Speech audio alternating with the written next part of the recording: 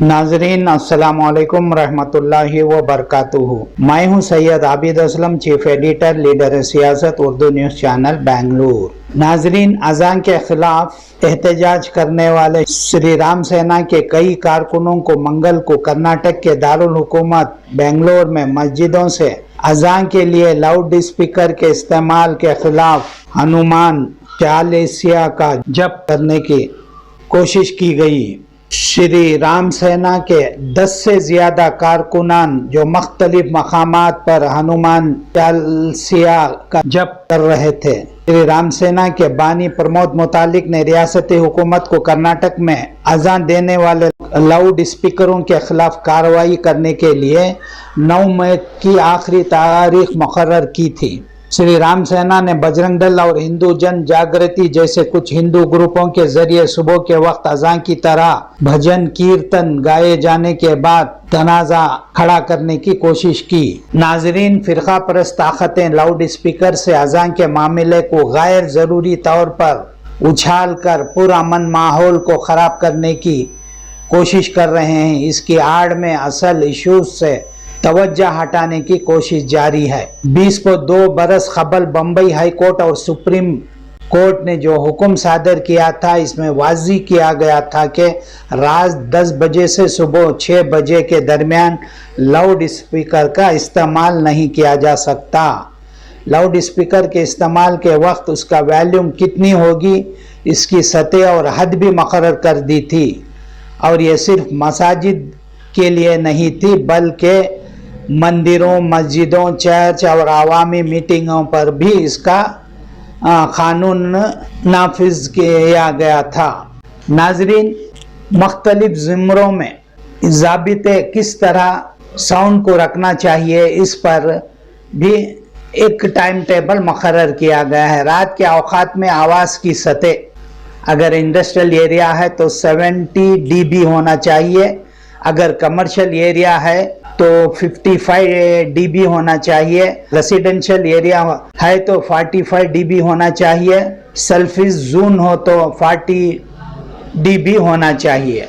अगर दिन के औकात में आवाज़ की सतह कितनी होनी चाहिए, इसका भी जिक्र किया गया है। अगर इंडस्ट्रियल एरिया है तो 75 dB होना चाहिए, कमर्शियल एरिया हो तो 65 dB होना चाहिए, अगर रेसिडेंशियल एरिया हो तो 55 dB होना चाहिए, सेल्फिश जोन हो तो 50 dB होना चाहिए। राम सेना के सदर प्रमोद मुतालिक की तरफ से यह हंगामा किया जा रहा है कि अगर मसाजिद में लाउड स्पीकरों से अजान बंद नहीं कराई गई तो वो तेज़ आवाज़ के साथ हनुमान चालीसा का भजन करेंगे। ये एक मुनज़्ज़म साजिश के तहत अमन व सुकून को गारत करने की कोशिश कर रहे हैं। जनाब यानिया हारिस ने नौजवानों को चौकना रहने और इनके बहकावों में ना आना और फिरका परस्त ताकतों के इश्तियाल अंगीज़ बयान पर तवज्जो ना देने के बारे में कहा है और नौजवानों को सब्र तहम्मुल से काम लेना चाहिए। नाजरीन, बेंगलुरु के शांति नगर के असम्बली हल्के के नौजवान MLA यानिया हारिस ने मुसलमानों से अपील की है कि अमन को ख़राब करने की कोशिश करने वाले फ़िरका परस्तों को कामयाब ना होने दें। फ़िरका परस्त ताकतें लाउड स्पीकर से अजान के मामले को उछालना चाहते हैं। उन्होंने अपील की है कि लाउड स्पीकर इस्तेमाल करने वाले तमाम इदारों, इबादतगाहों को इजाज़त लेना ज़रूरी है, इस पर फौरी अमल करें। डिवाइस को लाउड स्पीकर में लगा ले, वॉल्यूम को सेट कर ले, अमन को बरकरार रखने की पूरी कोशिश करें। इन बातों का इजहार शांति नगर असम्बली हल्के के MLA जनाब यानिया हारिस ने कही है। उन्होंने हमारे चैनल को एक इंटरव्यू देते हुए आज के मौजूदा हालात पर उन्होंने अपने ख्यालात का इजहार किया है। इस इंटरव्यू के जरिए, इस वीडियो के जरिए आप देख सकते हैं। नफरत फैलाने का काम पूरा देश में चल रहा है। ये फैलाने का काम इसलिए कर रहे हैं पावर में बैठने के वास्ते, और क्या भी कुछ रीज़न ज़्यादा कुछ नहीं है। इनको पावर में बैठना है, डिवाइड एंड रूल कर रहे हैं लोग। अभी मेजॉरिटी को बनाने के लिए माइनॉरिटी के ऊपर नफरत फैलाने का काम कर रहे लोग। लेकिन हिंदुस्तान का पॉपुलेशन लिया तो ये जो नफरत फैला रहे ये माइनॉरिटी लोग हैं, मेजॉरिटी लोग नहीं है। 99% लोग इनके साथ नहीं है।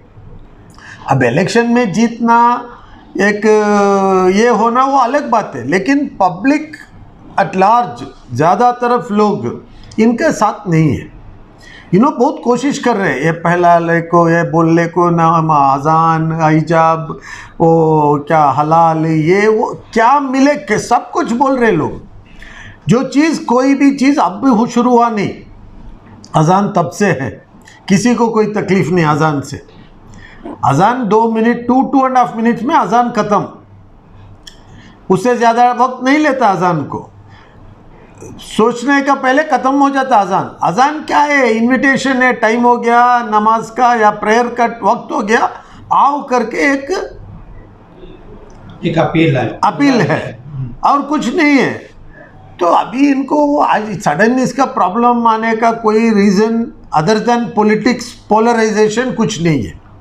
तो लोग भी समझते हैं ये चीज़, ये हेट्रेड इतना ज़्यादा फैला रहे, ये लोग भी समझते हैं इसको। अभी लेकिन सुप्रीम कोर्ट का एक ऑर्डर है, इसे हमें लोग फॉलो करना पड़ेगा, क्योंकि हम लोग जो कॉन्स्टिट्यूशन के अंदर हम लोग रहते हैं उसमें सुप्रीम कोर्ट को हमें मानना है। हमें उसके वो क्या है सब ऑर्डर? नहीं, सुप्रीम कोर्ट ऑर्डर क्या है, रात 10 बजे से सुबह 6 बजे तक कोई लाउड स्पीकर यूज़ नहीं कर सकते, किधर बाहर, मस्जिद के अंदर नहीं, बाहर नहीं यूज़ कर सकते। तो हमारे जो माइक है मस्जिद में जो अभी है, अब जुमा में हम खुतबा देते वो अंदर ही देते, हम बाहर किसी को नहीं सुनाई देते। तो सुबह का अजान भी हम लोग अंदर दे सकते हैं, कौन भी हमें रोक रही नहीं। अजान देना उधर ही मस्जिद के अंदर, बाहर का माइक में तुम्हें बाहर का माइक में आफ्टर 6 o'clock अप टू रात 10 बजे तक वो डेसिमल है, उतना ही डेसिमल साउंड वो सबके लिए। क्या डेसिमल कितना है? नहीं, ये डेसिमल का साउंड का इश्यू क्या है, काली मस्जिद को, काली अजान को नहीं है, ये पूरे सब लोगों को, ये देवल को है, एक चर्च को है, गुरुद्वारा को है, और कोई सब रिलीजियस नॉन रिलीजियस पब्लिक सबको है। अभी हमारे इलेक्शन में 10 o'clock के बाद हमारे को बात करने को नहीं देते रात को, सबसे कभी भी, ये कॉमन है। तो ये सेम है, 10 बजे के बाद नाइट माइक इस्तेमाल नहीं कर सकते। अच्छा साहब, ये फिरका परस्त सिर्फ मुसलमानों को क्यों टारगेट बना है, वजह क्या? नहीं, देखिए उनको सिर्फ मुसलमान को टारगेट कर रहे बोले तो ये लोग पोलराइज करना चाह रहे हैं। अभी मुसलमान 20-25% है, बाकी मेजॉरिटी है करके डिवाइड करने का रोल में खेल रहे हैं लोग। लेकिन देखिए एंड ऑफ द डे ये सब खेल के देश किधर जा रहा है, मुल्क किधर जा रहा है, किस तरफ जा रहा है, इस मुल्क को आगे बढ़ाने का कुछ काम कर रहे हैं लोग।